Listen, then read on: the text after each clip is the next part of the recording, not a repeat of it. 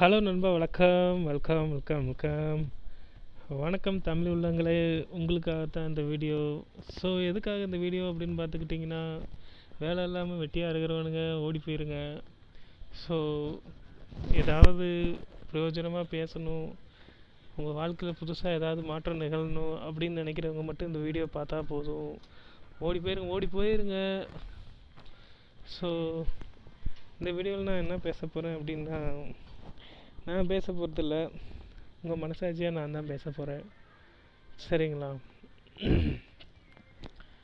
என்ன அப்படின்னா, இப்போல்லாம் இந்த காலத்தில் எல்லோரும் ஐஃபோனும் கைமாக தான் சுற்றிக்கிட்டு இருக்காங்க, இல்லை ஆண்ட்ராய்டு ஃபோனாக தான் சுற்றிக்கிட்டு இருக்கிறானுங்க.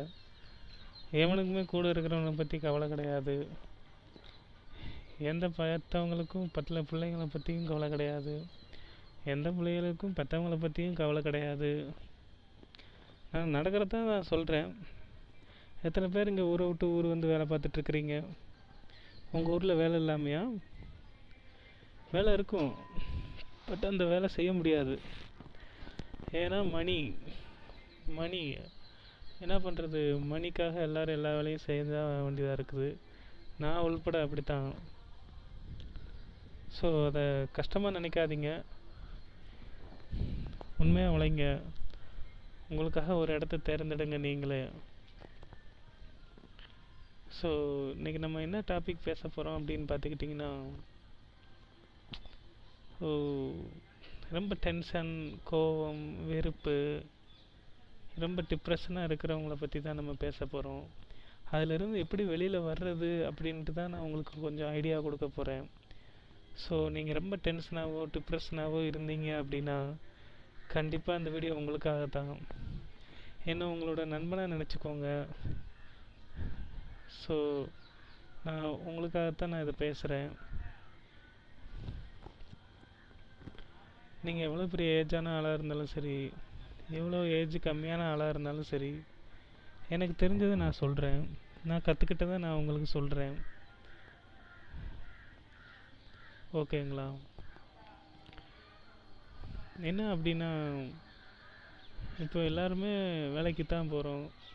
மார்னிங் எழுந்திக்கிறோம், ஷார்ப்பாக டைமுக்கு கிளம்பி போயிடுறோம், திரும்ப ஈவினிங் லேட்டாக தான் வீட்டுக்கு வருவோம். ஸோ வீட்லேயும் கொஞ்சம் நம்ம ஃப்ரீடமாக இருக்கணும்னு நினைப்போம். ஆனால் அந்த ஃப்ரீடம் ஒரு சில வீட்டில் இருக்கலாம், ஒரு சில வீட்டில் இல்லாமல் இருக்கலாம். ஸோ நீங்கள் எவ்வளோ தான் டென்ஷனாக, எவ்வளோ தான் கோபமாக என்ன தான் இருந்தாலும், உங்களோட கோபத்தை தீர்க்கிறதுக்கு வீடு ஒன்று தான் காரணங்கிறதுனால தான் வீட்டுக்கு நீங்கள் வரீங்க. வேறு எங்கேயும் உங்களால் போக முடியாது. போகணும்னு நினச்சாலும் டப்பு வேணும். டப்பு இல்லாமல் இங்கே எதுவும் நடக்காது. ஏன் உங்கள் கூட வாழ்கிற இருந்தாலும் சரி, உங்கள் துணைவியாக இருந்தாலும் சரி, யாராக இருந்தாலும் டப்பு முக்கியம்தான். அதுக்காக எல்லாரையும் நம்ம உதறி தள்ளிட்டு நம்ம டப்புக்காகவே ஓடக்கூடாது. நல்லா புரிஞ்சுக்கோங்க. பணம் இப்போ தான் வந்துட்டு ஆட்சி செய்யுது இந்த உலகத்தில். நம்ம கற்கால மனிதனாக இருந்தப்போ வந்துட்டு நம்ம எதை நோக்கி ஓடிக்கிட்டு இருந்தோம்னு மட்டும் கொஞ்சம் யோசிச்சு பாருங்கள். அந்த காலத்தில் நம்ம வந்துட்டு சாப்பாடு ஒன்றுக்காகத்தான் நம்ம வந்துட்டு டெய்லி எந்திரிச்சு வேட்டையாடுறதுக்கு ஓடி இருப்போம். ஆனால் இந்த காலத்தில் நம்ம எதை வேட்டையாடுறதுக்காக நம்ம எந்திரிச்சு ஓடிட்டுருக்கோம்னு கொஞ்சம் யோசிச்சு பாருங்கள். அதே தான் ரொட்டீன் ஆகுது. அதே சாப்பாடுக்காக அதே நம்ம உழைப்பு நம்ம கொடுக்குறோம். நம்மளை சார்ந்திருக்கிறவங்கள நம்ம காப்பாற்றணும்னு நினச்சிட்டு ஓடிட்டுருக்குறோம். பட் ஆனால் அந்த காலத்தில் வந்துட்டு இருந்தவங்க அவ்வளோ சந்தோஷமாக இருந்திருக்கிறாங்க. ஆனால் இந்த காலத்தில் அதே சந்தோஷம் இருக்குதா? இல்லை. இந்த காலத்தில் வந்துட்டு நிறையா பேர் வந்துட்டு நிறையா விஷயம் பார்த்துட்ருக்குறாங்க.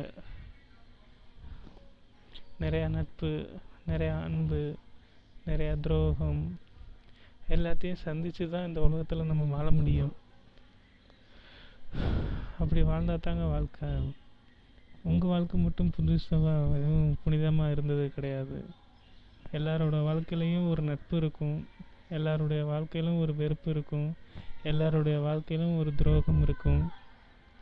ஏன் அந்த துரோகம் நீங்களாக கூட பண்ணியிருக்கலாம், ஏன் உங்களுக்கு தெரிஞ்சும் பண்ணியிருக்கலாம், உங்களுக்கு தெரியாமையும் பண்ணியிருக்கலாம். இதுக்கெல்லாம் காரணம் யார் தெரியுமா? எல்லாமே நம்மளாம் நினச்சிக்கிறது தாங்க. இது நம்மளுக்கு தேவையா தேவையில்லையா அப்படின்னு சொல்லிட்டு நம்ம ஒரு செகண்ட் நம்ம என்னைக்காவது யோசித்து பார்த்துருந்தோம் அப்படின்னா நம்மளோட வாழ்க்கையை வந்துட்டு நம்மளே மாற்றிக்கிற முடியும். செருப்பு போடாமல் நடந்தோம்னா கால் குத்துன்னு தெரியும். தெரிஞ்சதுனால தானே நம்ம செருப்பு போட்டு நடக்கிறோம். அது மாதிரி தான் நம்ம இந்த வேலையை பண்ணோம் அப்படின்னா நம்ம நல்ல வழிக்கு போவோம்னு நம்மளுக்கு தெரியுது.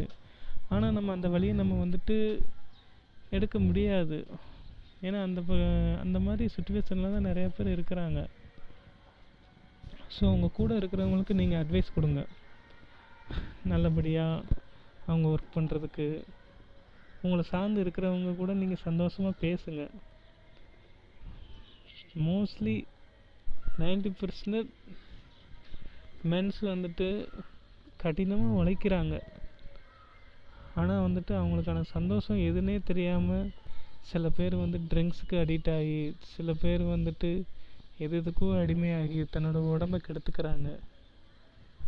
நீங்கள் உங்களுக்கு ஒரு நல்ல நண்பன் இருந்தாங்க அப்படின்னா அவங்கள உங்கள் கூடயே வச்சு பார்த்துக்கோங்க.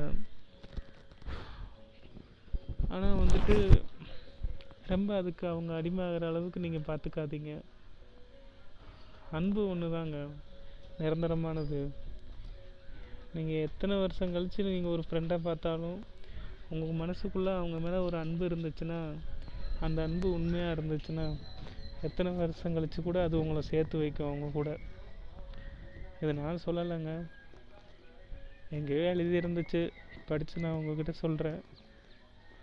ஸோ அதே மாதிரி தான் அன்பு மட்டும் எங்கேயும் நீங்கள் மிச்சம் வச்சிடாதீங்க. நிறையா கொடுங்க. அதே அன்பு உங்களுக்கு கிடைக்கிற வரைக்கும் நீங்கள் காத்துருங்க. ஒன்றும் தப்பு கிடையாது. இங்கே யாரும் நல்லவனும் கிடையாது, இங்கே யாரும் கெட்டவங்களும் கிடையாது. சூழ்நிலை தான் அவங்கள கெட்டவங்களாகவும் நல்லவங்களாகவும் மாற்றுது.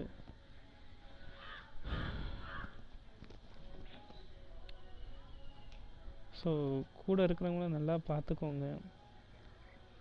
உங்கள் மனசில் என்ன தயக்கங்கள், என்ன கஷ்டங்கள் எதுவாக இருந்தாலும் என்னோட இந்த வீடியோவுக்கு கீழே நீங்கள் கமெண்ட் பண்ணுங்கள். எனக்கு தெரிஞ்ச ஒரு சில ஐடியாக்கள் சொல்லி உங்களை அந்த கவலையிலேருந்து நான் மீள பண்ணுறேன். சரிங்களா? ஸோ